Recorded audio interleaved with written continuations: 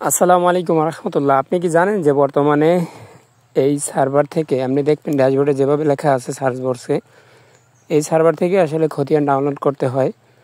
এখানে অবশ্যই আপনার একটা প্রোফাইল ক্রিয়েট করতে হবে এবং প্রোফাইল এনআইডি কার্ড দিয়ে অবশ্যই ভেরিফাই করে নিতে হবে।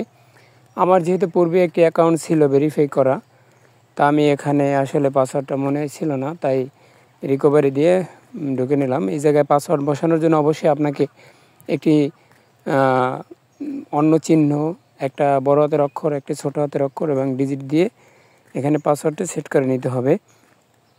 পাসওয়ার্ডটা সেট করে নেওয়ার পরে আমি ক্লিক দিলাম। এখানে যে ভূমি কর উন্নয়ন, এখানে আপনি ক্লিক দিয়ে দেখতে পারবেন।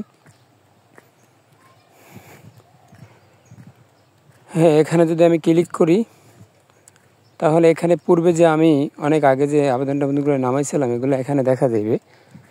এবং আমি যে এখানে এভাবে দেখি তো বিস্তারিত দেখা যাবে। আমি যদি ওই অপশনটায় ক্লিক করি, দেখছেন এই এখানে রসিদ দেখা যাইতেছে। এখন আমি এই যে কোনায় বাম পাশে যেই অপশনটা আছে, আমি একদম ড্যাশবোর্ডে ক্লিক করলাম।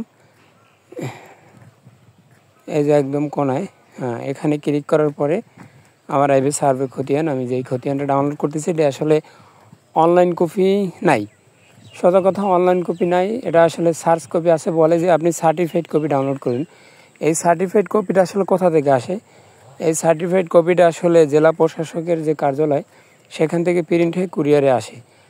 আপনি আবেদন করার পরে কুরিয়ারেও আনতে পারবেন, অথবা আপনি সেখানে অফিস কাউন্টারে যাইও আনতে পারবেন। আমি যেহেতু যাব না, সেক্ষেত্রে আমি অনলাইনে আবেদনটা করেছি।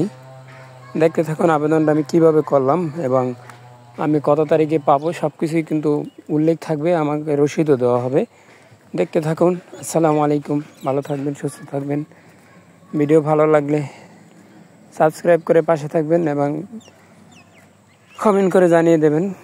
আসসালামু আলাইকুম।